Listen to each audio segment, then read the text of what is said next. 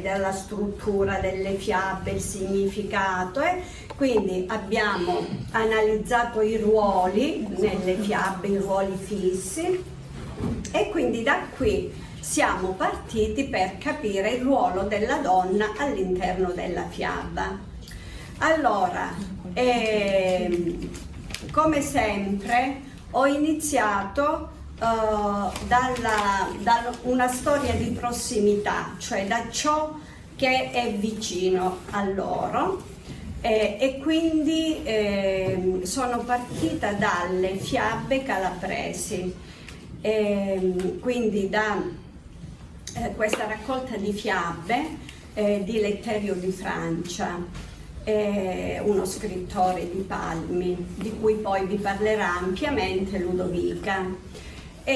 Quindi perché? Perché il fatto che fossero scritte in dialetto, per loro l'hanno proprio sentita vicino, e quindi hanno seguito con molto interesse. Quindi di queste fiabe ne abbiamo scelte due. Allora, Re Pepe e Chioccia d'Oro. Re Pepe perché? Perché presenta una figura di donna diversa. Non è la donna passiva, la donna tradizionale che accetta l'uomo che viene scelto per lei. È lei che sceglie l'uomo che vuole e quindi se lo impasta proprio, ok?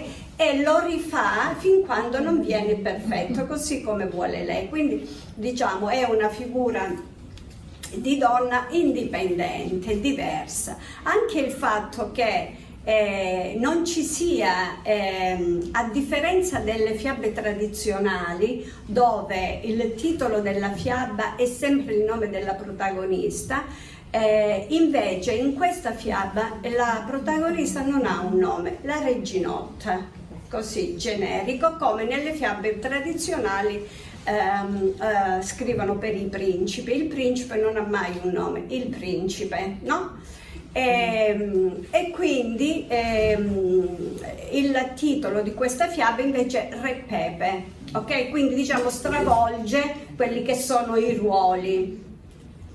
Poi abbiamo scelto l'altra fiaba, invece Chioccia d'Oro, che sarebbe l'equivalente di Biancaneve, quindi la versione dialettale di Biancaneve. E qui possiamo notare, poi ve ne parleranno ampiamente le ragazze, ma possiamo notare anche qui una diversità anche nel titolo, insomma, no? Biancaneve. In genere i titoli delle fiabe sono sempre decantano, diciamo, l'aspetto fisico. Biancaneve, no? L'aspetto fisico. Chioccia d'Oro invece, chioccia perché si rifà, diciamo, al ruolo tradizionale della donna, chioccia come mamma, no? Che protegge. Poi da qui, quindi da Chioccia d'Oro siamo passati a Biancaneve, la versione tradizionale, quindi abbiamo colto le diversità tra le due fiabe, e da qui poi abbiamo fatto proprio un excursus, no, delle fiabe da Biancaneve fino alle ultime fiabe, e quindi di come è cambiato il ruolo della donna all'interno di queste fiabe, va bene? E quindi questo. Allora io passo la parola a Katie, così illustra il...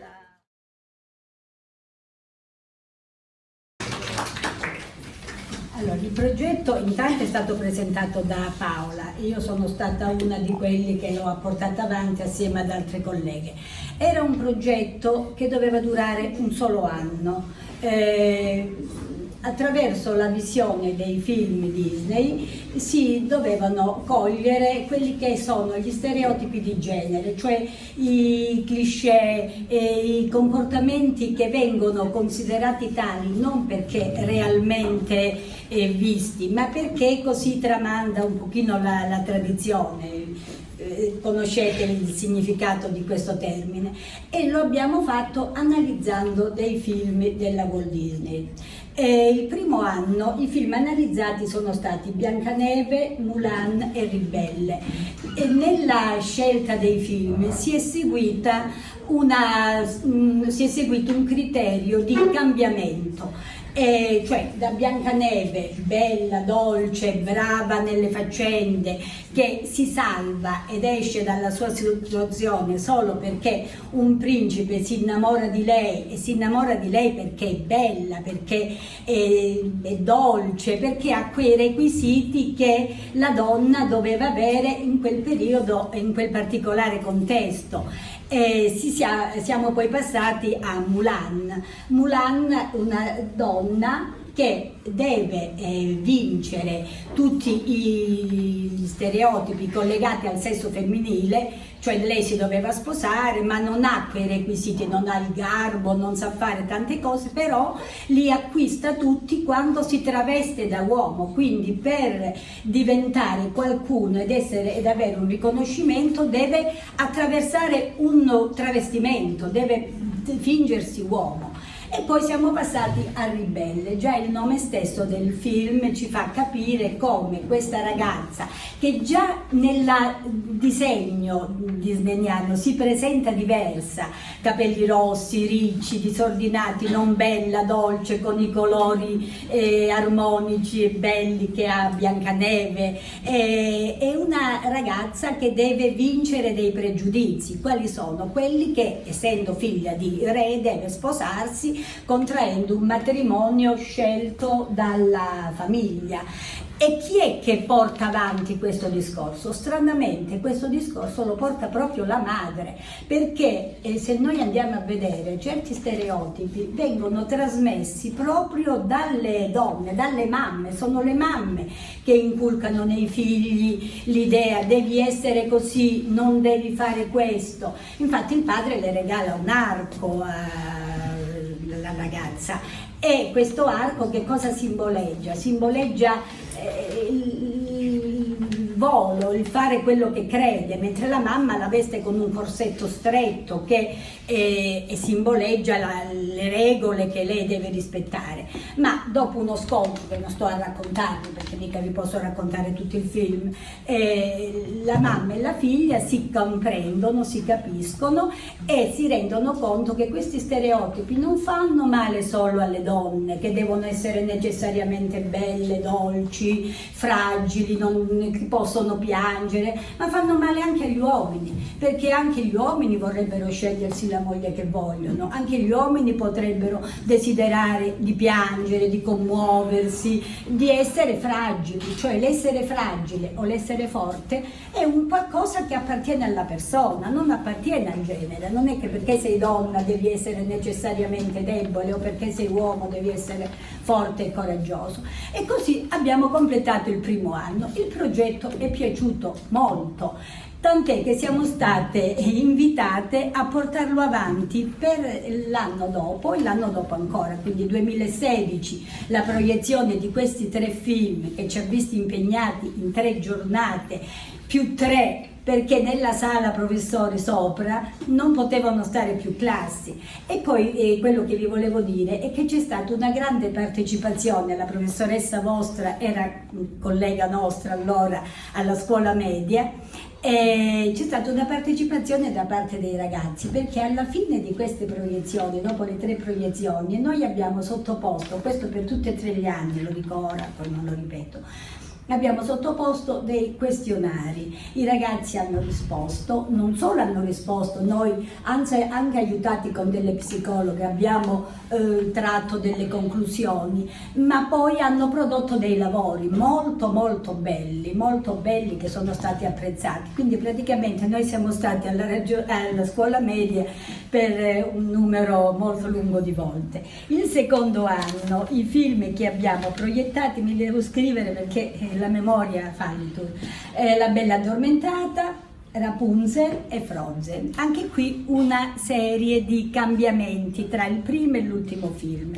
La Bella Addormentata, è inutile che ve lo racconto, lo conoscete tutti, si sveglia perché? Perché il principe la bacia e quindi è il principe che la salva da questo sonno continuo. Rapunzel già è una ragazza più intraprendente che riesce a salvarsi grazie a delle strategie, a degli stratagemmi, quindi già mette in evidenza una sua autonomia comportamentale, anzi redime anche il ladruncolo che è il suo compagno per uscire dalla torre dove era stata rinchiusa. Con Frozen cambiamo un pochino prospettiva perché questa volta non c'è l'uomo che salva, ma sono le due sorelle che intrecciando un rapporto di complicità, di amore, eccetera, riescono a uscire da certe situazioni. In Frozen c'è anche il fatto che il potere di Elsa, quello l'avete visto tutti questo film, penso, di con la mano ghiacciare tutto quello. Nelle mani di un uomo questo potere poteva essere visto come un fatto positivo, invece nelle mani di una donna viene chiuso con un guanto, i genitori glielo tolgono quasi questo potere. Cosa ci fa capire questo? Che molte donne, pur avendo tante qualità, tante capacità, limitano questo loro essere, perché sono condizionati sempre da questi stereotipi, che la donna deve stare a casa, che la donna non può fare, non può dire, e via dicendo. Non pensiamo di essere lontani da questo modo di pensare, perché è molto vicino a noi, ancora di passi avanti per superare questi stereotipi, ne dobbiamo fare tanti, come pure per il matrimonio, no? Pensate a queste ragazze che ne parla la televisione, una è stata uccisa dai genitori perché non ha voluto contrarre il matrimonio, cioè la cultura non è solo la nostra, ce ne stanno tante in varie parti del mondo dove certe cose che noi diamo per scontato ancora non sono state raggiunte.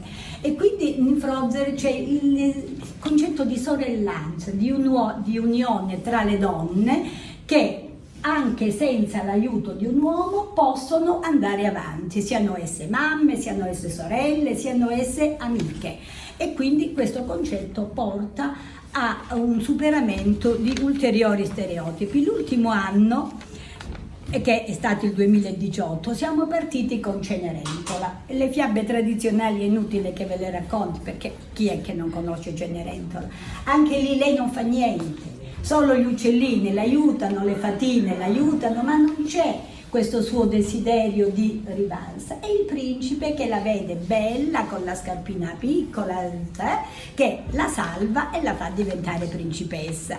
Poi siamo passati invece alla principessa e il ranocchio, una storia Disney molto carina perché accompagnata da musiche, anche le musiche si evolvono, no? Mentre sono tutte dolci, sognanti quelle delle prime favole, invece poi diventano ritmi che fanno vedere un modo diverso di impostare anche lo sfondo, insomma. E questa principessa, che poi diventerà principessa, ma è una ragazza che vuole trovare la sua affermazione. Tiana si chiama, forse l'avete visto questo film, vuole mettersi un ristorante e quindi attraverso varie vicende che non sto qui a raccontarvi riuscirà a farlo, ma anche qui c'è un coronamento d'amore. Tutti questi film di cui ho parlato fino ad ora, bene o male, si concludono con un uomo che sta accanto alla donna. L'ultimo film, Oceania, è invece un pochino rivoluzionario. Perché? Perché questa ragazza, la protagonista del film, Vaiana si chiama, non so, forse l'avete visto questo film, non ha da difendere niente. Vive in una società che è già di per sé femminista, lei è figlia di re, diventa re, è una capa, come diremmo oggi, no? Non ha bisogno di rivendicare niente. E e quindi non deve lottare per ottenere. Per che cosa lotta lei invece? Lotta perché nella sua isola sta succedendo quello che noi stiamo vedendo tutti i giorni. È un film di ecologia, di ecofemminismo, perché lei come donna e come regina vuole difendere la sua terra che sta per essere distrutta dai cambiamenti climatici, dai terremoti, e in tutto questo si allea con un semidio multiforme e assieme riusciranno a ridare il cuore alla madre terra che lo aveva perso, ristabilendo l'equilibrio. Quindi in questo film non c'è né un rapporto d'amore, non c'è né c'è una conflittualità tra uomo e donna che però viene superata.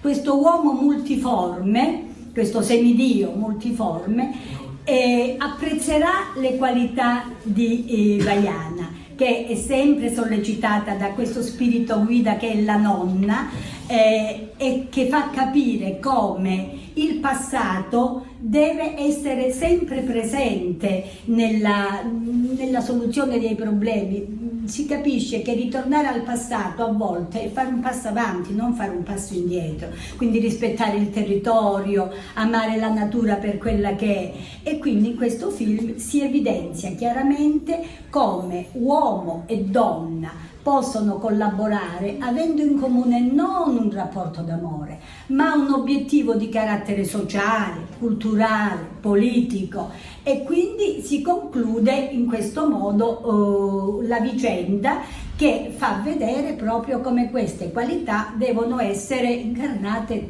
da tutti noi, quindi avere un amico o un'amica non solamente per ballare, per baciarsi, per sposarsi, ma per portare avanti un progetto, un'idea, è una cosa importantissima, ed è con questo messaggio che noi abbiamo concluso il progetto e col quale vi saluto io oggi. Buona continuazione.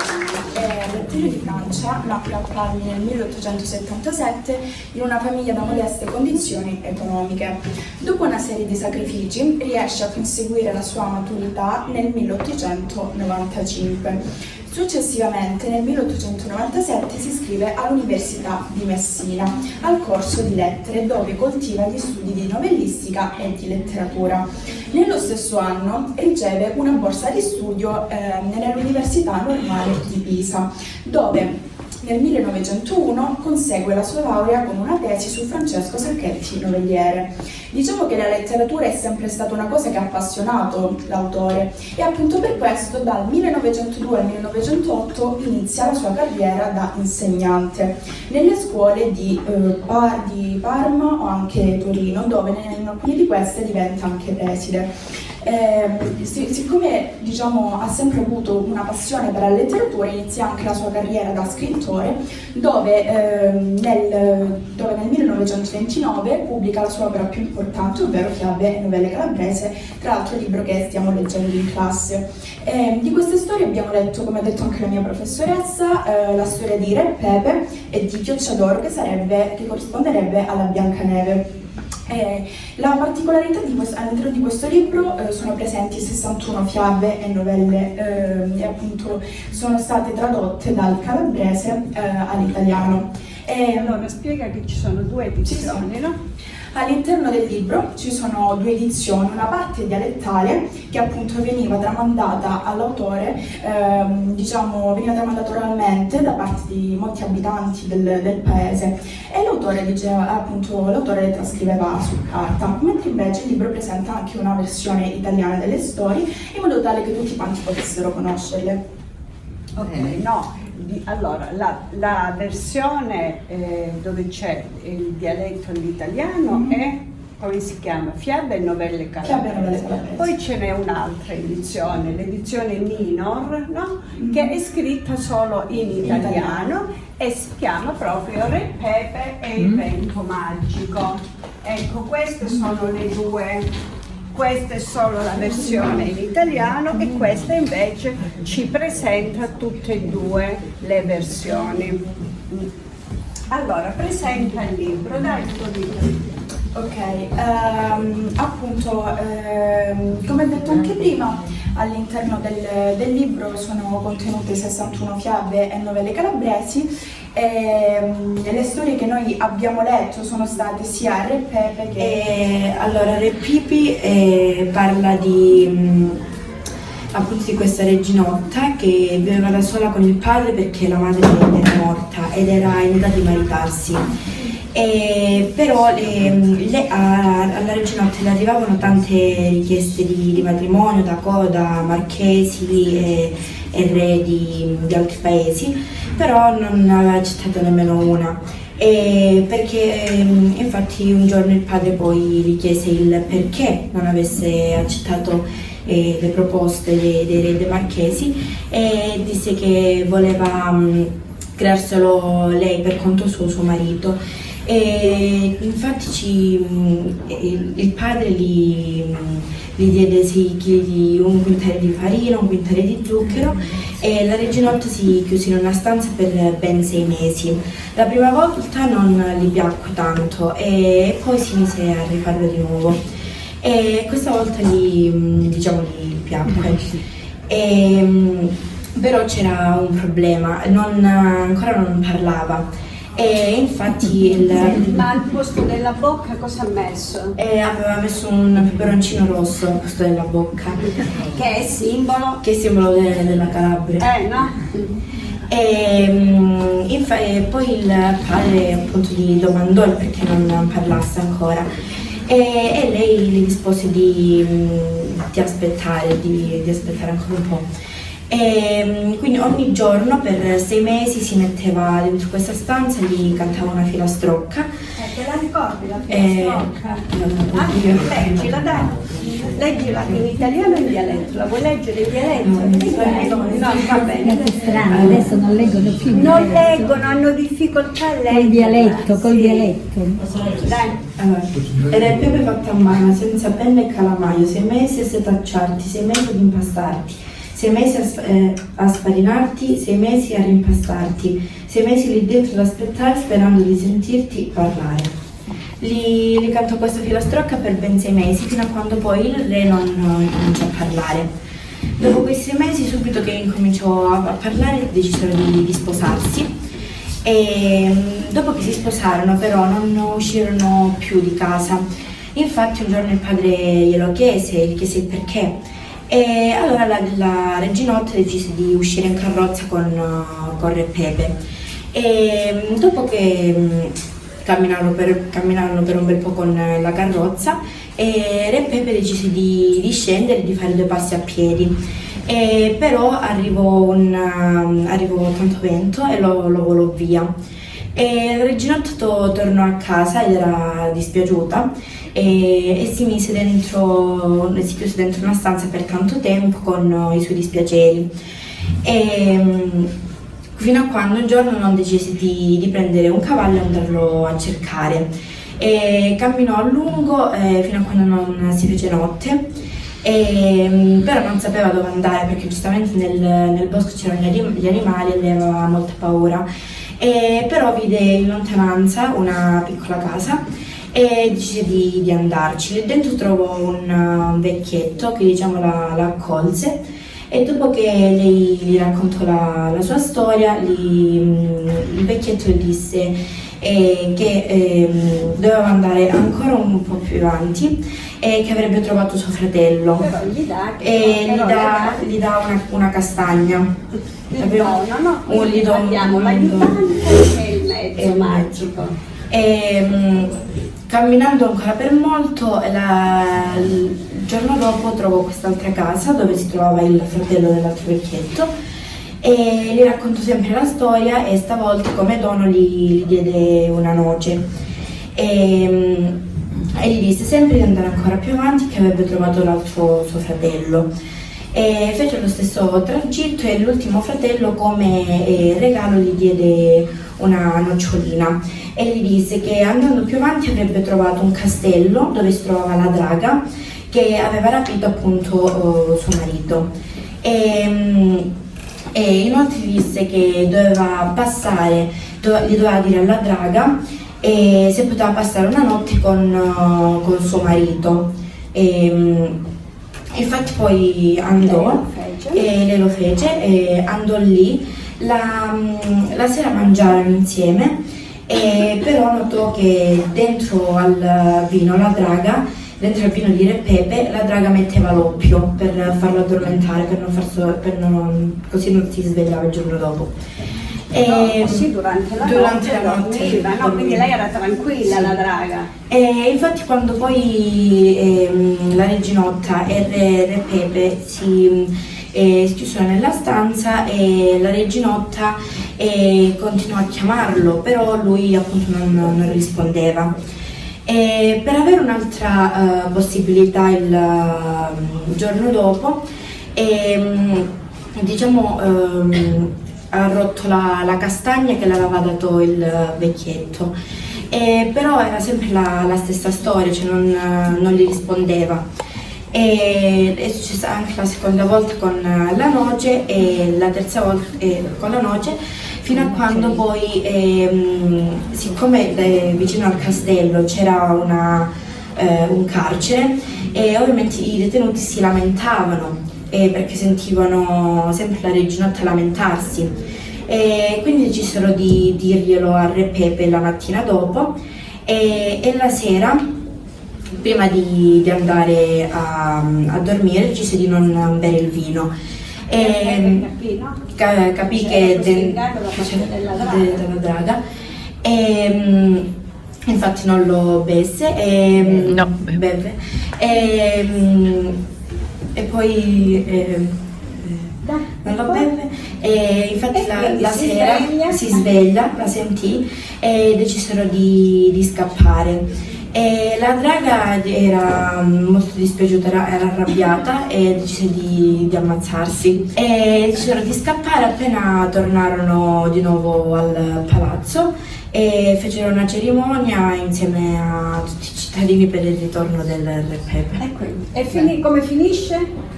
La fiaba qual è? E loro sono felici e contenti, noi siamo qui a mani vuote e noi siamo qui. Allora, ti vuole dire gli stereotipi? La sera si deve maritare perché il padre dice che si deve maritare avendo raggiunto l'età, e lei non vuole trovare cioè non vuole avere dei pretendenti, e quindi deve per forza scegliere un uomo, ma se lo vuole impastare lei, se lo vuole creare lei. E quindi questa è una cosa che si distingue dagli altri, perché se lo vuole creare lei. Poi una figura, no? Poi la figura che c'è la draga, che solitamente c'è il drago maschile oppure il mago, comunque sempre al maschile, invece che in questo caso abbiamo la draga femminile. C'è un altro stereotipo che troviamo, che si vede subito, è la competizione fra le donne, perché non appena Re Pepe vola via col vento, la draga se lo prende subito, in modo da non farlo avere. C'è questa rivalità tra le donne. Si può notare anche che si mette in evidenza l'ingenuità dell'uomo in questo caso, perché in questo caso è l'uomo che viene scelto tra le donne, insomma, esce malissimo la figura. Esatto, esce male, perché sì, è l'uomo che è un po' ingenuo, che viene sbattuto da una parte, ecco, è un oggetto, no? Che si contende. Esatto, alla fine l'uomo poi riesce a capire, quindi poi a fuggire con la principessa grazie ai carcerati del carcere. Perché ti è piaciuta questa fiaba? Allora, a me è piaciuta personalmente perché appunto è un po' diversa dalla solita storia che si trova, e in generale perché mi piace il fatto che la reginotta dice che non vuole un pretendente, un principe, uno sposo da fare, ma se lo vuole creare lei da sola. Senza bisogno di nessuno, insomma, quindi se lo fa tutta la sola. Il fatto che sia scritta in dialetto ti è piaciuto? Sì, perché comunque manteniamo le nostre radici in dialetto, però ovviamente poi c'è anche in italiano per chi non le capisce, e mi piace questa cosa che manteniamo tutto. In generale mi è piaciuta perché è una bella storia, poi mi rivedo anche in realtà un po' nella reginotta, perché pure io sono un po' rivoluzionaria, insomma, rispetto a tutto. Ma te lo devi creare. Esatto, me lo devi fare io. Buongiorno, sono Maria Teresa.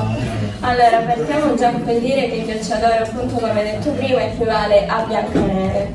Chiocciadoro è una principessa che vive nel reame con il papà, ma la mamma muore, quindi lei ha subito una madrigna molto gelosa di lei, invidiosa della sua bellezza. E qui troviamo, no? Già. I soliti ruoli delle fiabe tradizionali, Certo. no? Allora, nel palazzo comunque al di fuori c'era una fontana d'oro dove la matrigna si recava ogni mattina per chiedere se effettivamente Chiocciadoro fosse molto più bella di lei, e la fontana ovviamente diceva sempre la verità, che Chiocciadoro era più bella della matrigna. Allora ogni mattina a lei cresce sempre questa furia, questa rabbia di essere non bella per magari il reame, così decide di rivolgersi ai suoi 2 soldati più fidati e di far rapire Chiocciadoro. Difatti la portano a un monte che distava circa 13 giorni di viaggio dal palazzo e lasciano Chiocciadoro là da sola. Allora subito lei si mette a camminare e trova una casetta. Lei ci entra e nota che comunque c'è tutto il necessario per preparare qualcosa da mangiare. Allora si mette subito a prepararsi il cibo e poi va anche a rifare i letti. Ma ad un certo Cosa punto dobbiamo? che la donna in un certo senso il suo ruolo è sempre quello di stare a casa a pulire, a preparare il pranzo, la cena. Cioè lei da subito, no? Da subito. Come entra comincia a pulire. Esatto. E a un certo punto sente dei rumori, quindi si va a nascondere ed erano proprio i nani che ritornavano a casa loro. Loro subito si accorsero della cena preparata, dei letti rifatti, allora iniziarono subito a cercare l'intruso. Perciò trovarono Chiocciadoro. Loro non decisero di mandarla via o cose così, ma decisero bene di farla passare come loro mamma per prendersi appunto cura di loro. Quanti erano i nani? Erano 13, questa è la differenza che c'è perché in Biancaneve erano 7, in Chiocciadoro sono 13. Allora la matrigna nel frattempo era sempre convinta, la mattina dopo quando ritornò, che se Chiocciadoro fosse lontana dal reame, allora la fontana avrebbe detto che la più bella fosse lei, ma la fontana continuò sempre a dire che la più bella era Chiocciadoro. Perciò decise bene di mandare una vecchietta a quella casa su quel monte con un anello incantato. Questa vecchietta, allora i nani la mattina presto vanno via, escono, si pensa a lavorare, no? Allora Chiocciadoro rimane da sola a casa. Quando la vecchietta arriva, magari intenerita, aveva fame, aveva sete, diceva comunque tutte queste scuse per entrare nella casa, riesce anche a mettere l'anello a Chiocciadoro che cade giù per terra pietrificata e pietrificata. Allora la vecchietta subito se ne va via e la regina, la matrigna, quando va alla fontana gli dice che Chiocciadoro era incantata. Ma al ritorno dei nani, i nani conoscevano bene tutte queste cose, questi escamotage, tutto il mondo in un certo senso, quindi subito le tolsero quest'anello e Chiocciadoro tornò in vita. Difatti la matrigna, quando la mattina ritornò alla fontana, ritornò a dire che la più bella era Chiocciadoro. Allora, sempre questa furia che cresceva, le fece mandò un'altra vecchietta, ma al posto dell'anello con un nastro incantato. Questa vecchietta sempre arrivò a casa dei nani, sempre quando loro se ne andavano lei entrò e sempre in un qualche modo dolce, comunque davanti alla vecchietta tutti diciamo si addolciscono, riesce a mettergli questo nastro e come la volta prima Chiocciadoro cade per terra pietrificata. Allora la matrigna subito la sera va dalla fontana sempre per ripetere la stessa storia, per vedere chi fosse la più bella. E la fontana gli risponde che Chiocciadoro era incantata, ma al ritorno dai nani, sempre come la volta prima, riescono a toglierle questo nastro e Chiocciadoro ritorna in vita.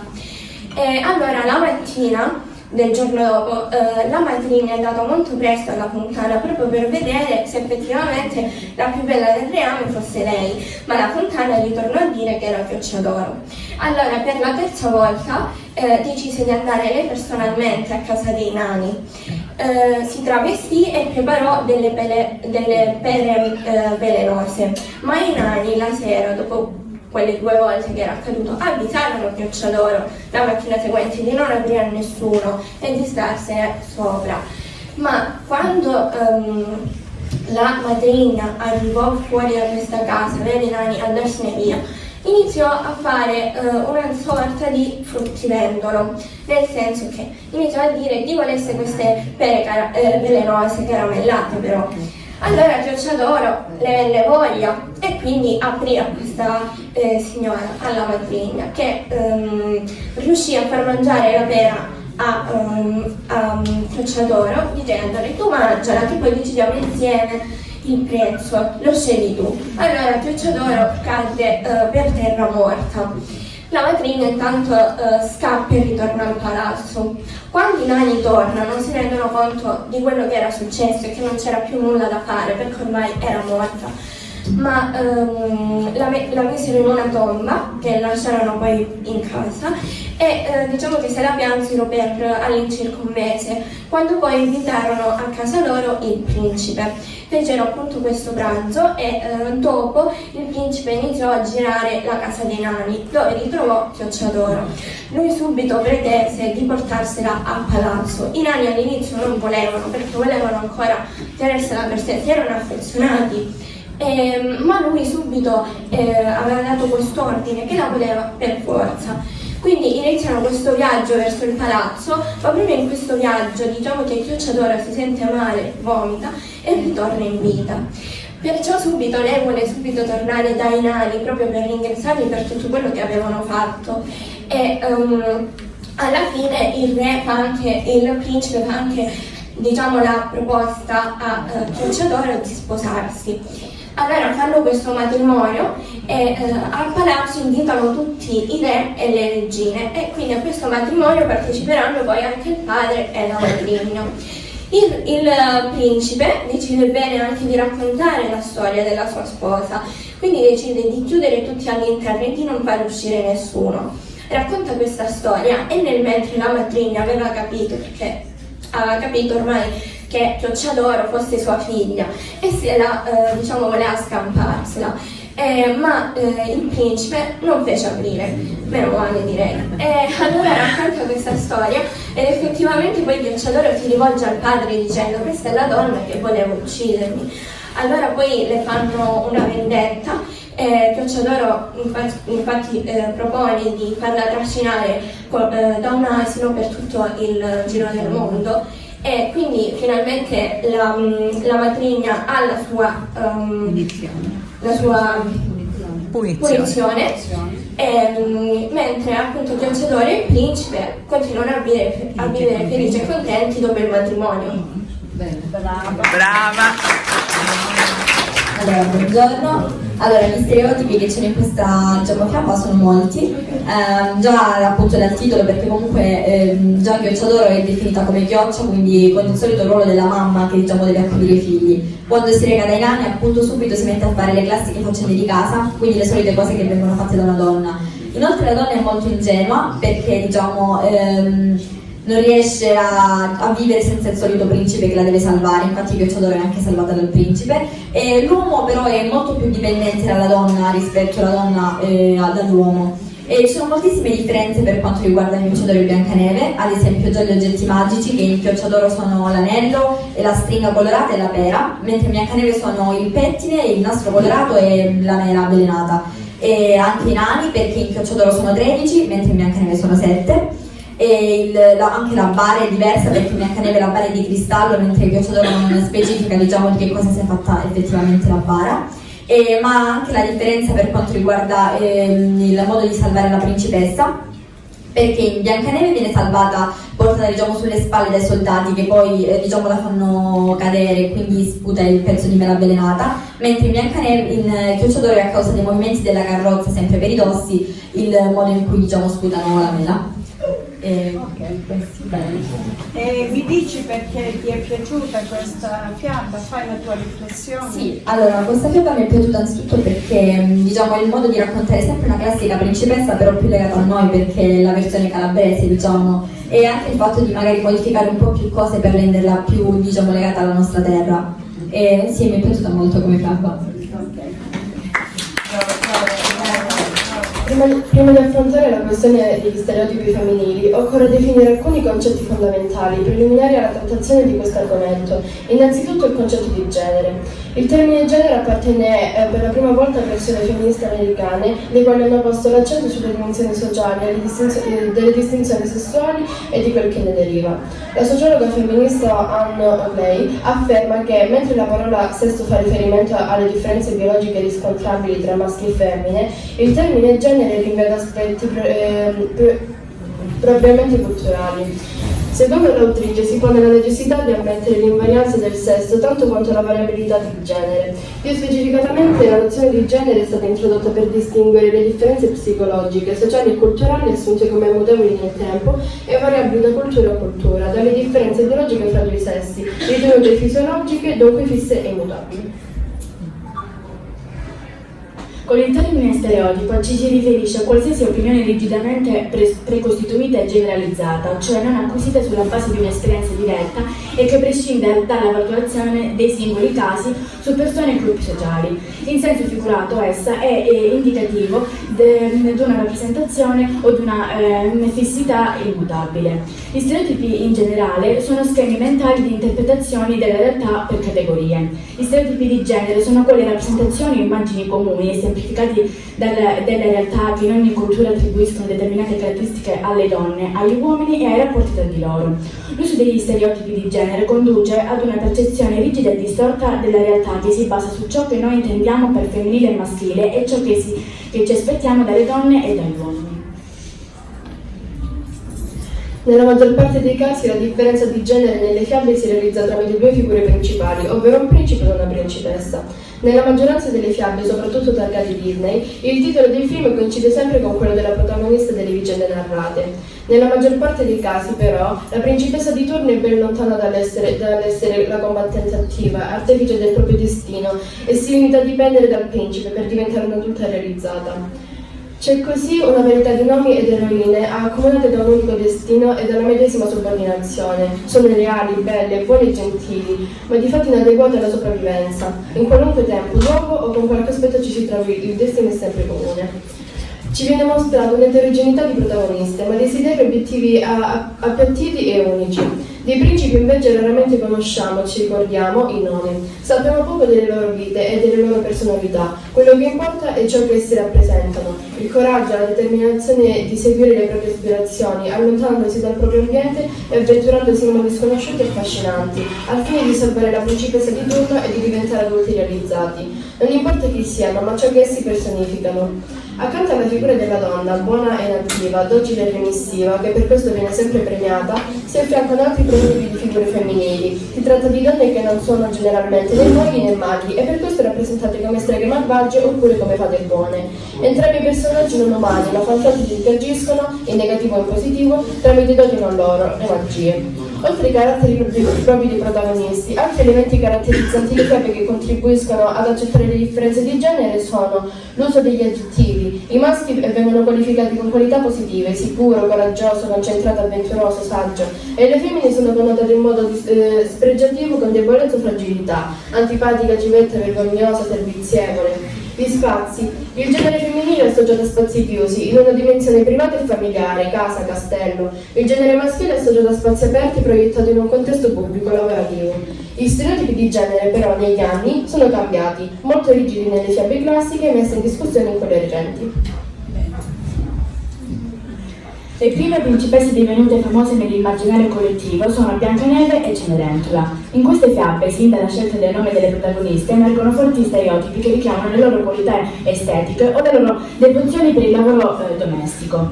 Quando aveva finito di sbrigare tutti i lavori, per riscaldarsi era solita sedersi vicino al camino, accanto al carbone e alla cenere, perciò cominciarono a chiamarla Cenerentola.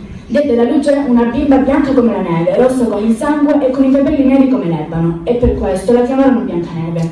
Entrambe le protagoniste vengono sempre descritte come devoti alle faccende domestiche, a cui si dedicano senza lamentarsi. Quasi le considero come un loro compito indiscutibilmente naturale. Ad esempio, Biancaneve è giunta alla casetta di 7 anni, vedendo il disordine e lo sporco, spontaneamente si mette a riassettare. Non stette a pensarci su, prese scopa e strofinaccio e di buona lena ripulì ogni cosa. Dolci, carine e gentili, educate, dai tratti delicati e anche sensibili sognatrice, e desiderosi di incontrare il bel principe azzurro a cui dare il primo bacio di vero amore, con cui sposarsi e vivere finalmente felici e contente. La povera ragazza era costretta a compiere in casa tutti i lavori più pesanti. Si alzava prima dell'alba, andava a prendere l'acqua, accendeva il fuoco, cucinava, lavava e puliva i pavimenti. Nonostante tutto questo, Cenerentola rimase gentile e cortese, sognando che un bel giorno la felicità sarebbe arrivata. La principessina affrontava ogni fatica senza un lamento, anzi sempre allegra e sorridente. Solo un desiderio era solita confidare, cantando alle amiche colombe: vorrei un amore tutto per me, sogno la felicità che un giorno verrà, mi dirà amore, amore sono qua. Le altre protagoniste di queste due fiabe sono donne, brutte e sgraziate, che vedono nella bellezza un valore da ricercare, incarnando dunque quelle caratteristiche di invidia e vanità considerate tipicamente femminili. La matrigna non poteva tollerare neppure il pensiero che esistesse al mondo qualcuna più bella di lei. L'invidia della regina cresceva di pari passo con la bellezza della fanciulla, tanto che la costringeva a vestirsi di stracci e a fare la serva. La regina non poteva tollerare una rivale. La matrigna era dura e fredda e profondamente invidiosa della dolcezza e bontà della sua figliastra, perché queste qualità facevano per contrasto apparire le sue due figlie ancora più meschine e brutte. Il giorno del ballo le sorellastre furono indaffarate a scegliere abiti, sottovesti ed ornamenti da mettere nei capelli e non parlarono che del modo in cui si sarebbero vestite. In queste fiabe, inoltre, è ben evidente la componente di eterna rivalità in vita tra donne, quella che nella letteratura è denominata sindrome dell'ape regina. Il principe ne sposerà solo una, la più bella e la più buona. Diventa quindi fondamentale sconfiggere ed eliminare, a volte fisicamente, come nel caso di Biancaneve, le avversarie, che sono viste come nemiche pericolose ed ostacoli al raggiungimento dei propri sogni.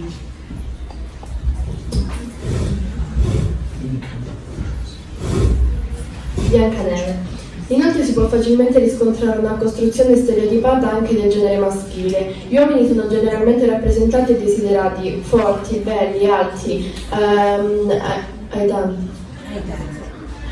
come canta Biancaneve pensando al suo principe, gli unici in grado di proteggere le fanciulle indifese da pericoli che, da sole, non riuscirebbero a superare.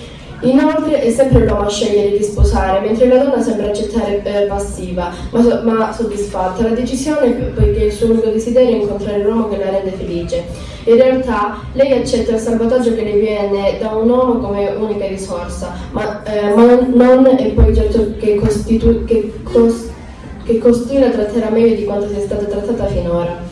Il messaggio trasmesso è che trovare l'amore della propria vita è lo scopo per una donna e la bellezza è il mezzo per conquistarlo. Contrapposta alla figura della donna che governa la casa e si dedica alle dimensioni private della cura, c'è quella dell'uomo che naturalmente si occupa della sfera e della produzione e elabora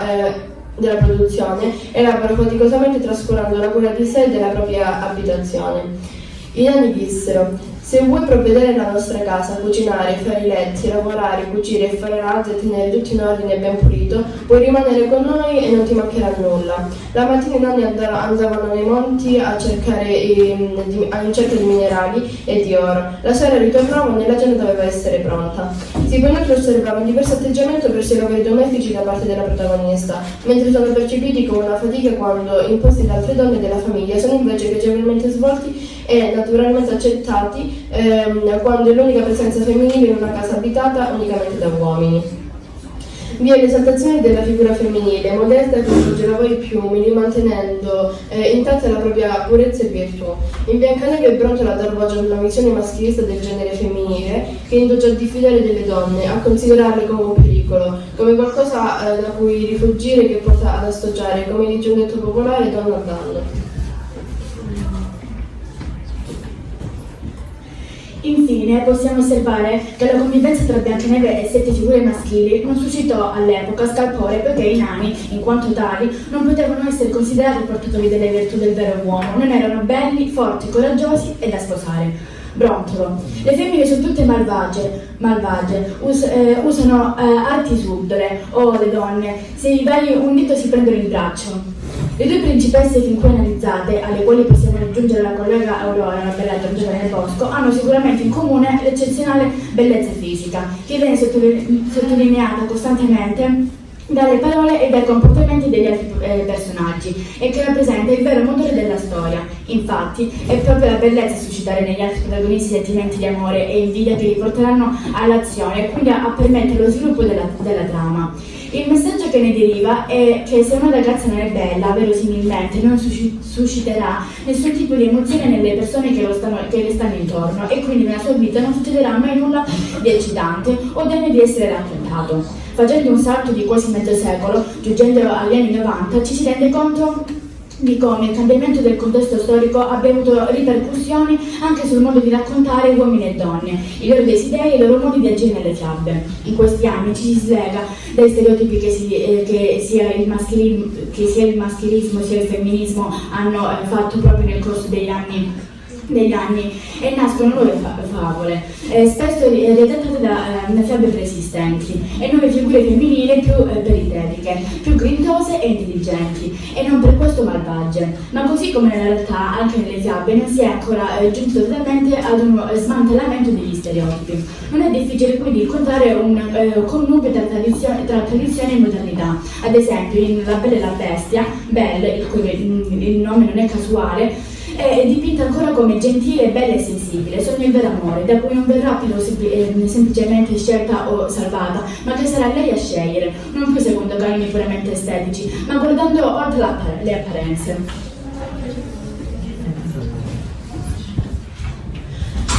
La Bella e la Bestia. A questa intraprendenza si affiancano però anche altri sogni, quali possedere 100, 1000, 10.000 volumi di libri diversi, a cui si dedica il suo tempo per fuggire dalle conversazioni dal piccolo villaggio, invece di limitarsi alla cura di sé e della casa che considera attività non adatte a sé.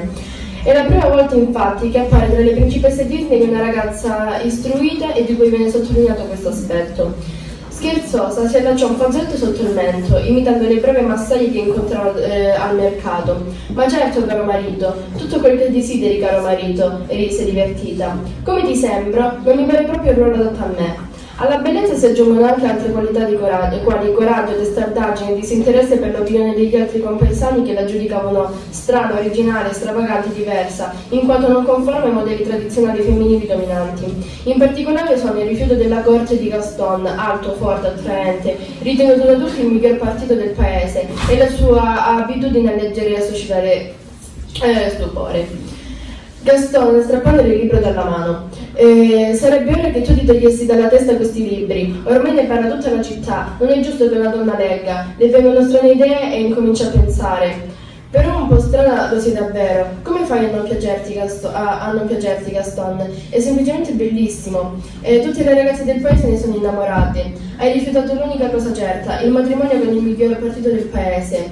Janine non riusciva proprio a capirla.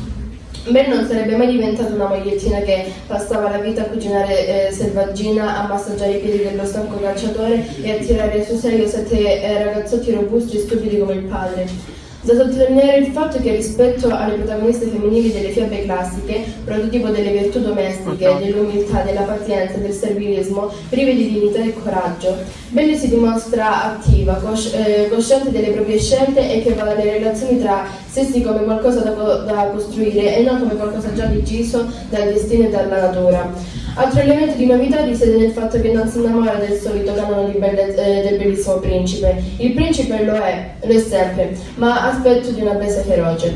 Ma Belle riesce a guardare oltre l'aspetto e a non farsi ingannare dalle apparenze, che è senza dubbio ciò che la fiaba vorrebbe insegnare. Il finale canonico è in perfetto stile Disney, però sembra contraddire l'insegnamento. Dopo aver fatto i conti con diverse peripezie, i pregiudizi degli abitanti del villaggio e la rabbia marxista di Gaston, l'incantesimo è spezzato e zampe e zanne della bestia lasciano al posto un fantastico corpo e un bellissimo sorriso.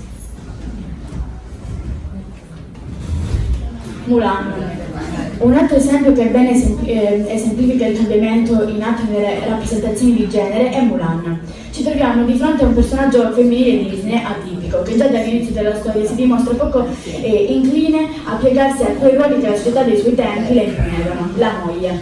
Mulan rappresenta inoltre una perfetta eroina, con un grande senso del coraggio, con i nemici alle porte. L'imperativo dell'imperatore è categorico: ogni famiglia dovrà fornire un uomo per la guerra, e di uomo si tratta appunto quando Mulan decide di sostituirsi al padre zoppo e prendere il suo posto in battaglia. Si strappi i capelli, simbolo della femminilità per antonomasia. Indossa l'armatura del padre e, travestita da uomo, parte per il campo di addestramento militare. Qui inizia una difficile convivenza con gli altri uomini, dai quali deve proteggere la sua identità segreta e che vengono presentati come un branco di animali, sporchi, stupidi e animaleschi, tutti ovviamente, tranne il capitano Lee, affascinante, avvenente e dei modi principeschi anche se severi. Riuscirà, nonostante le tante difficoltà, a completare l'addestramento sulle note di si vedrà l'uomo che non sei tu. Farò di voi degli eroi come me, un uomo vero senza timori, potente come un vulcano attivo. Quell'uomo sarai che adesso non sei tu. A guadagnare il rispetto dei suoi compagni grazie alla sua intelligenza. Ed è finalmente grazie all'intelligenza, perseveranza e caparbietà e non alla bellezza che una donna riesce a cambiare le sorti della battaglia a favore del suo esercito e a salvare la vita dell'imperatore. Una volta smessi gli abiti dell'uomo, Mulan rientra in quelli che sono i comportamenti considerati del suo genere. Torna a casa a occuparsi del suo anziano padre e a rammaricarsi del fatto di non aver trovato marito, vero imposta di ogni donna, come viene prontamente ricordato dalla nonna. Ha portato a casa una spada, secondo me un marito doveva portare, salvo poi trovare sull'uscio di casa il bel lì. Il finale è scontato, è visto felici e contenti, è onnipresente, senza però castelli e palazzi da pulire. Shrek. Il vero cambio di passo nelle rappresentazioni di genere ha solo nel nuovo millennio con Shrek. Così come Belle si innamora della bestia, ovvero di un personaggio che va oltre i canoni del principe azzurro tradizionale e che lo diventa solo grazie all'amore, anche in Shrek la relazione tra i due protagonisti va oltre le apparenze, che si costruisce passo dopo passo, basandosi su una relativa parità tra i generi. Entrambi si scelgono, si sacrificano e c'è intercambiarietà nei ruoli.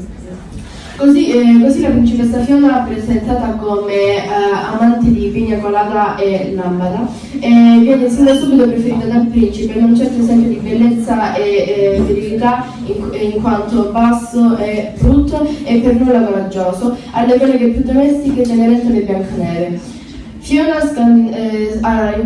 scardina infatti tutti gli stereotipi classici legati alle femminilità, ben lunghi dall'essere la graziata e indifesa principessa Disney. Si mostra coraggiosa, è lei che difende i due personaggi maschili da un inopportuno Robin Hood. Ironica, intraprendente, esperta delle arti marziali con mosse alla Matrix, scaccia i banditi che provano ad infastidirla. A tratti volgare, digerisce sonoramente, poco graziata, fa esplodere gli uccellini e fa esplodere gli uccellini che invece il canto delle belle principesse richiamavano. Forte, sradica un albero e svolge mansioni tipicamente maschili come accendere il fuoco mentre è l'uomo che cucina. La vera e grande svolta poi si ha per la prima volta nel finale e il capovolgimento del destino sembra riferito a uno dei prodotti più amati del mondo della Disney, La Bella e la Bestia. Come bella anche Fiona sa andare al di là degli strati duri e poco avvenenti di Shrek, perché gli orchi sono fatti di strati come le cipolle, non come le torte, ci dice l'orco. Ma al contrario di Bella, che alla fine spezza l'incantesimo ritrovandosi accanto a un principe mozzafiato, suggelato l'idea di disneyana e dal viso tutti felici e contenti, Fiona fa un salto in avanti, sceglie Shrek, ma non è lui a trasformarsi, e la principessa resterebbe sempre un'orchestra, suggerendo un'idea del tutto nuova e in antilogia con le altre principesse sempre bellissime, quella secondo cui il brutto non è necessariamente cattivo e non rappresenta una frase transitoria verso il bello buono, ma anzi può avere un buon diritto. Nell'amore e nella forma. Inoltre è opportuno accennare al fatto che nel secondo episodio della serie ci dà spazio a vagio al cambiamento in corso nell'universo dell'uomo contemporaneo. Infatti l'uomo non è più solo quello virile e rozzo, ma anche quello più vanitoso e effeminato, che si mette lucida labbra, sicuro della propria chioma ed è preoccupato dell'immagine che dà di sé. Questo personaggio inedito dal Principe Azzurro, a cui possiamo unire anche la figura del barista transessuale, viene sì per la prima volta introdotto in una fiaba, ma non è per questo visto come un modello accettabile, viene anzi rappresentato in modo stereotipato, deriso e rifiutato. Ribelle Brave. Infine, Ribelle Brave sembra interpretare la necessità contemporanea di nuove rappresentazioni di genere, già iniziata qualche anno prima con Rapunzel, che invece di aspettare di essere salvata evade dalla torre e prende in mano il suo destino.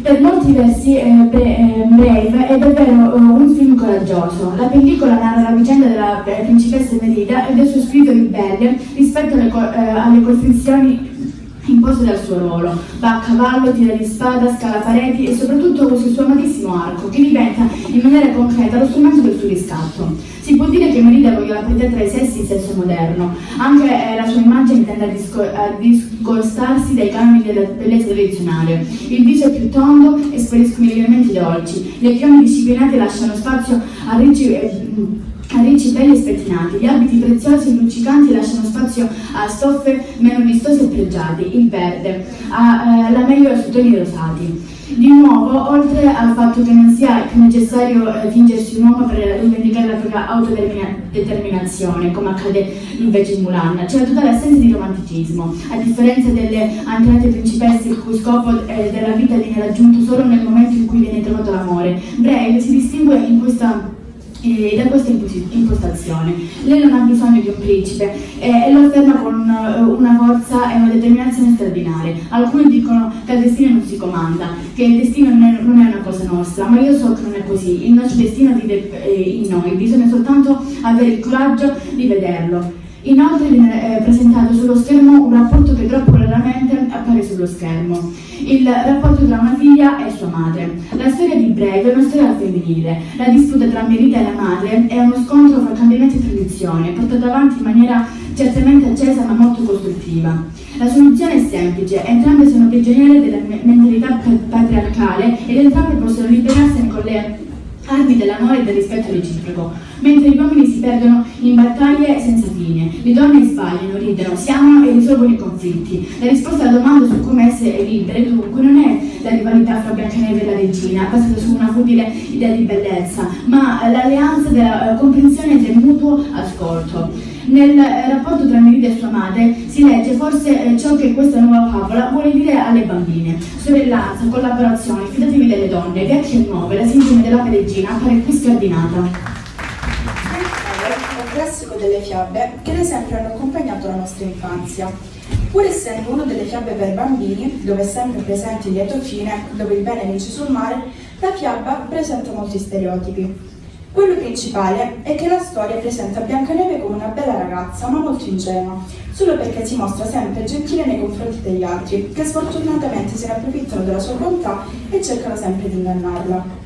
Quella di Biancaneve è solo una delle tante fiabe dove la donna viene considerata un'ingenua e che non riesce a cavarsela da sola. Questa è chiaramente una discriminazione verso il genere femminile e io mi chiedo: perché sempre la donna? Perché la donna che mostra generosità nei confronti del prossimo deve essere etichettata come un'ingenua, mentre l'uomo arrogante che non mostra fiducia per nessuno viene considerato come il più forte? Un altro stereotipo è che Biancaneve, appena arriva a casa dei nani, inizia a fare le faccende di casa, mentre loro si trovano in miniera. Questa scena evidenzia la differenza di genere cercando di stabilire il ruolo della donna, ovvero colei che si occupa delle faccende di casa e soddisfa le esigenze dell'uomo, che al contrario è l'unico che va a lavorare per mantenere la famiglia. Da bambina aspiravo ad avere una vita come quella delle principesse, però oggi ho avuto la fortuna di analizzare in classe insieme alla mia professoressa e alle mie compagne tutte le storie che da sempre abbiamo considerato innocue, ma che in realtà dietro alla bella vita della principessa si nasconde una donna che non ha avuto scelta.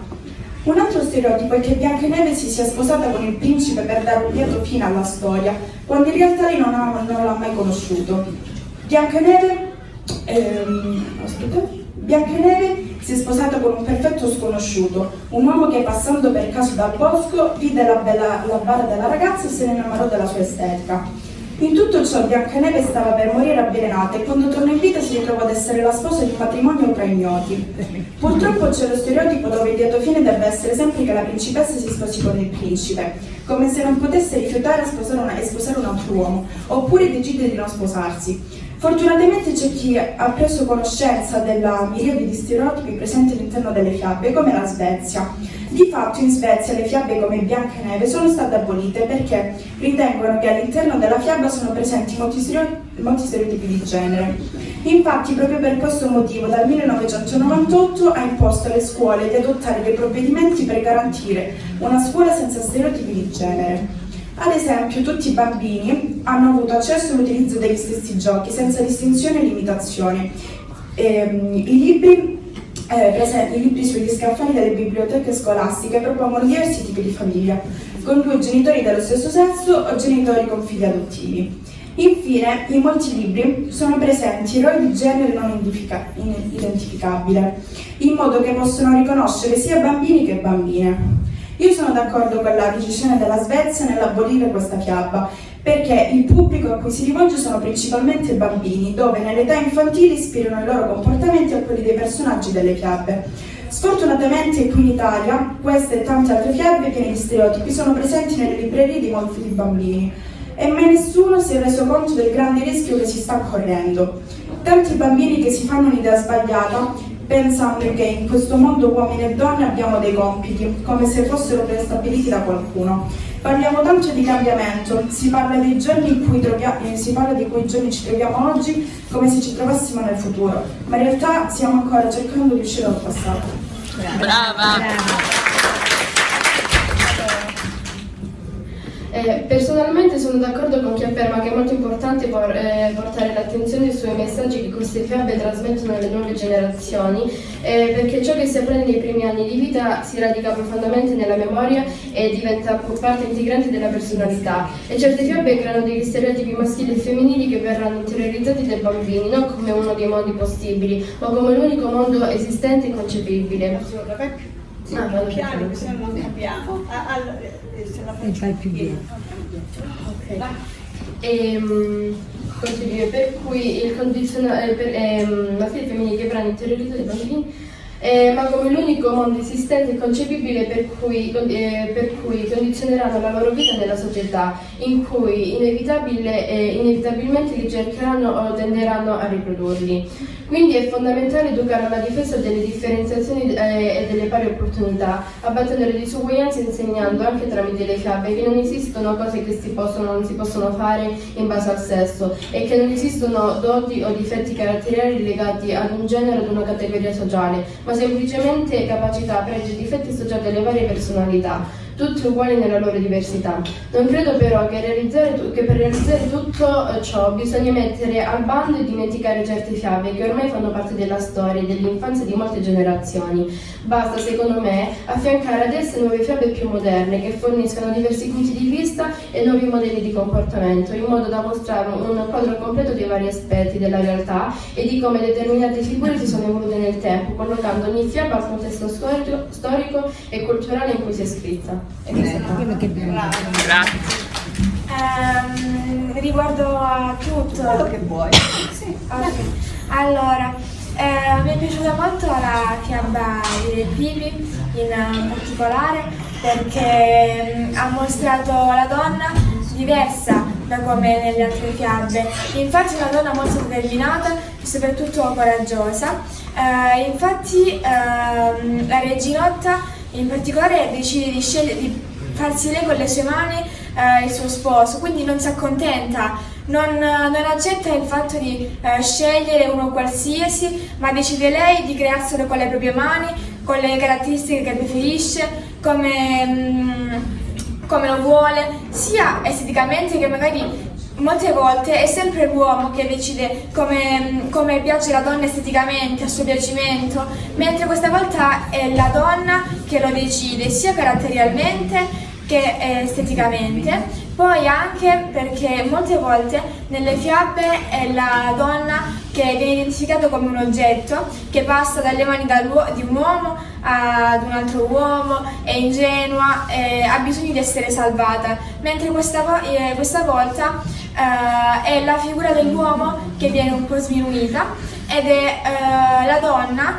a mostrare il proprio carattere forte e determinato.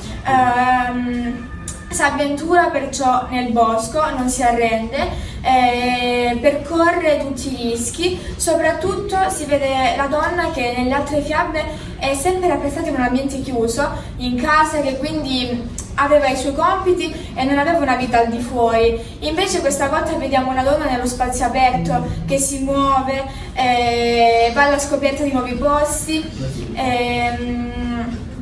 affronta anche tanti pericoli. Vediamo come nella fiaba di Biancaneve, per esempio, abbiamo la matrigna che attraverso questi oggetti pietrifica o comunque incanta la donna. Invece questa volta abbiamo la figura della draga che riesce ad ingannare invece l'uomo, quindi anche una donna astuta che è a livelli anche dell'uomo. L'uomo e la donna, abbiamo questa rivalità anche tra donne. Ed è vero, tu la riscontri. La rivalità tra donne, sì, è vero. Sono molte ragazze che si contentano anche. E c'è anche molta rivalità. Ma secondo te non c'è fra gli uomini la rivalità? Sì, anche tra gli uomini. Io penso che più che altro questo dipende dal carattere della persona, non dal genere della persona. Poi anche il fatto che che in genere la donna, le donne competono sempre per l'aspetto esteriore perché è la più bella, come se alle donne interessasse soltanto della bellezza, come se fossero vuote dentro, e che quindi la loro caratteristica principale fosse la bellezza, l'aspetto esteriore, e anche tutta questa vanità, come se fosse una caratteristica prettamente femminile, come se soltanto alle femmine interessa dell'aspetto esteriore, di come appaiono, è del principe che si innamora semplicemente dell'aspetto esteriore. Infatti noi vediamo il principe che arriva e prende la donna, se la porta con lui, senza però né conoscere il carattere di questa donna, conoscendo nulla. Guarda soltanto l'aspetto esteriore. Poi anche il fatto che l'antagonista, la donna, è sempre qualcuno di brutto, con la gobba, il naso con la gobba, piena di brufoli, e mentre invece la protagonista, quella buona, è la più bella, come se le persone belle fossero buone, invece quelle brutte sono cattive. Ecco, vengono associate alla cattiveria e alla bontà. Ma poi abbiamo detto anche il bacio. Il bacio non è consensuale. Quello. Come nella Bella Addormentata, la ragazza stava dormendo e il principe non aveva il diritto di toccarla, di portarla via, di baciarla, perché non aveva il consenso della donna. Anche il fatto che Biancaneve si trovasse in casa con i 7 nani, che all'epoca non ha portato nessuno scandalo, perché questi uomini erano bassi, erano brutti, non rappresentavano anche la virilità maschile, e quindi questa Biancaneve non poteva provare attrazione verso uno di loro. Invece se questi maschi fossero stati più belli, tutti maschi alti, sarebbe stato uno scandalo praticamente. Certo. E quindi anche il fatto, non soltanto dalla parte femminile ma anche dalla parte maschile, come se il maschio deve essere per forza più alto della ragazza, un maschio robusto, un maschio che protegge la donna come se la donna deve essere protetta, è come se un maschio deve per forza rappresentare la forza, un maschio non può essere fragile, altrimenti ha bisogno della donna che lo accudisce, che bada a lui. Bravi. Perfetto. E quindi adesso, dopo che abbiamo fatto tutto questo progetto, Sì. quindi che cosa? Io penso che questo progetto, anche se sembrano piccole cose, parlare delle favole, ci abbia fatto molto riflettere, perché queste cose ci influenzano fin da piccoli, cioè noi abbiamo iniziato a guardare questi film, ad ascoltare queste fiabe quando avevamo pochi anni. I nostri genitori ci mettevano a guardare questi film quando eravamo piccolissimi e noi magari venivamo condizionati da ciò nemmeno accorgendocene. Sono molti ragazzi che magari pensano che il ruolo della donna sia quello, perché sono cresciuti con quest'idea della donna che pulisce, che lava, che bada alla famiglia, e dell'uomo invece che lavora. Quindi non si riesce nemmeno a pensare a un'immagine diversa della famiglia, a un'immagine diversa della società. Anche queste fiabe come ti avevano condizionato? Allora, magari quando ero più piccola, quando ancora non capivo molto, io vedevo queste cose e pensavo che questa fosse semplicemente la normalità. Poi comunque crescendo, andando a scuola, scontrandomi con anche il mondo esterno, vedendo cosa c'è fuori, vedendo donne diverse e capendo che quindi non è soltanto quello, che ognuno ha un carattere diverso, che ci sono donne che sono andate oltre e anche uomini che sono dimostrati diversi. Quindi penso che sì, mi abbiano condizionato, perché però comunque andando avanti con la vita molte cose le ho capite e ci ho riflettuto molto. Senti, ti faccio una domanda, ma tu non pensi che voi che sarete i genitori del futuro, sia maschi che femmine, sarete mediatori verso i vostri figli, Sì, con una rilettura anche delle fiabe antiche, con una lettura però con una mediazione vostra da un punto di vista culturale completamente diverso, sì. no? Sì, anche perché comunque anche i nostri genitori sono cresciuti con queste fiabe Certo. e anche il modo di pensare una volta era completamente diverso. Ma tu nella tua famiglia vedi questi stereotipi? No, anzi mio padre aiuta a casa, mio padre cucina, anche come do il contributo io nella mia famiglia lo do anche mio fratello che è maschio. Non ci sono mai stati questi stereotipi nella mia Perfetto, famiglia. perfetto, siamo contenti. Allora, comunque concordo con tutto quello che ha detto precedentemente Sofia, anche perché comunque noi crescendo comunque non abbiamo nemmeno l'opportunità di pensare in modo diverso, perché veniamo già indirizzati verso questo tipo di pensiero. Poi comunque crescendo con il relazionarsi con gli altri capiamo meglio comunque perché io per forza, perché il mio ruolo deve essere per forza cucinare e stare a casa, invece quello di mio marito deve essere lavorare e comunque dimostrare virilità. Comunque nella mia famiglia anche io comunque non riscontro questi tipi di stereotipi, infatti sia mia mamma sia mio papà lavorano e tutte e due comunque aiutano a casa e cucinano.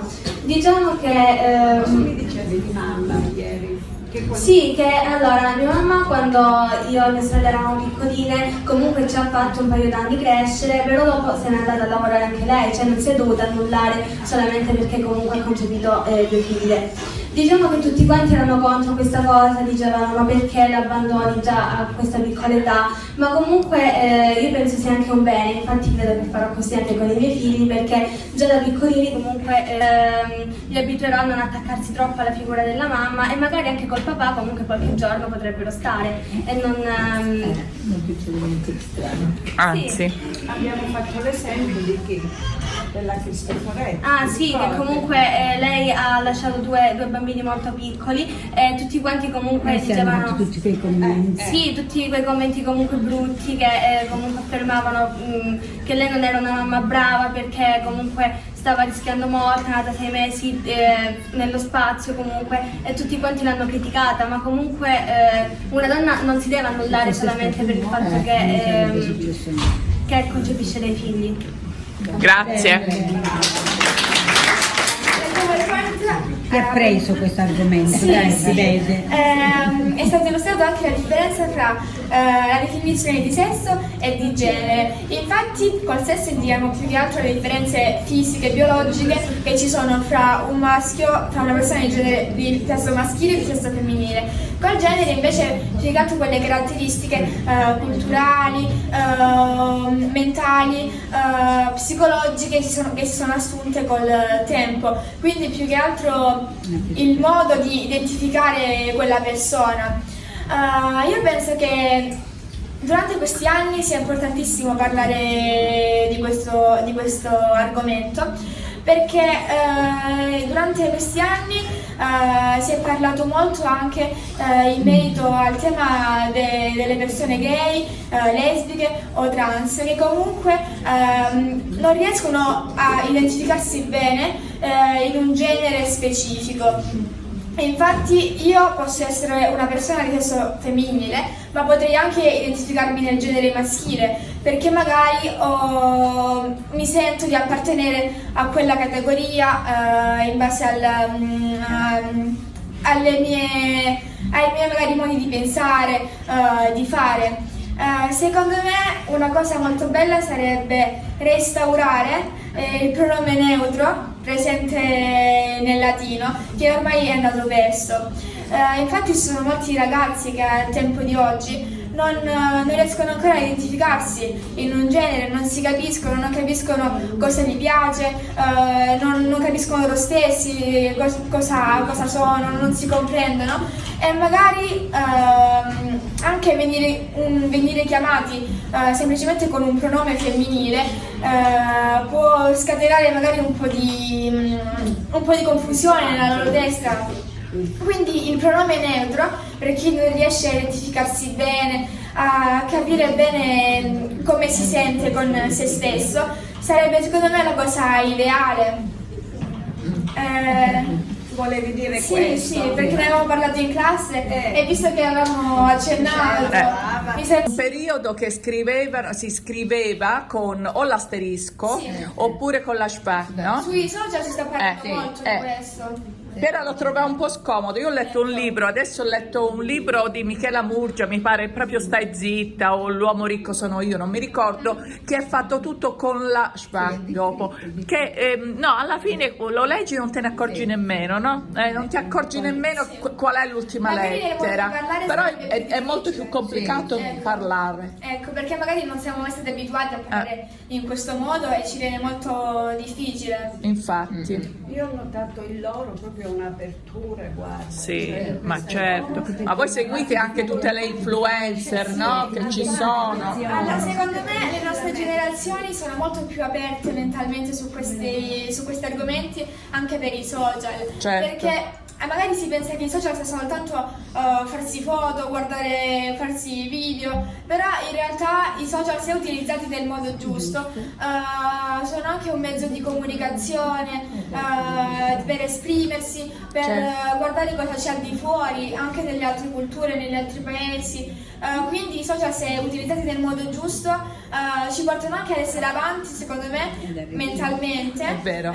tramite informazioni che riceviamo anche alle persone più adulte. Sono d'accordo, perché voi sapete, io dicevo prima che siete nativi digitali, voi sapete molte cose attraverso i social e appunto se una persona intelligente, preparata come magari sei tu, riesci anche a capire quali social seguire, no? Non tutto, oppure quali influencer seguire. Ecco. La maggior parte degli adulti tendono spesso ad insultare la generazione Z perché magari gay, trans, o magari un uomo che magari vuole mettersi lo smalto, una donna che non vuole mettersi i vestiti, eccetera, solamente perché magari dicono lo fanno per moda, eccetera, e comunque tendono a criticare. Quindi un ragazzo in un'età comunque in cui non capisce ancora bene in cosa si identifica potrebbe anche subire traumi su questa cosa.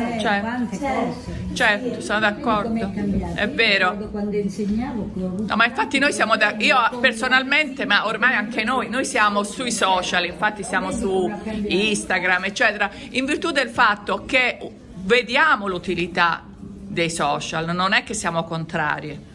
Diciamo che i social sono certo, molto importanti, però danno voce sia a persone che comunque dicono cose sensate, ma anche a persone che parlano solamente per dare fiato alla bocca. certo. Quello però c'è anche nella vita, no? Non è che siamo...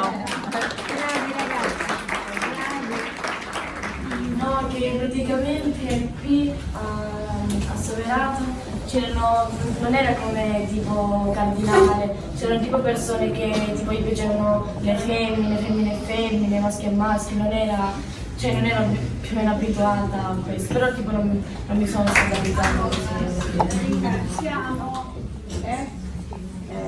Ringraziamo Paola, Chetti, Lilli e Marisa E le per altre che essere sono- venute, e le altre, Pina, che sono andate via, Adriana e le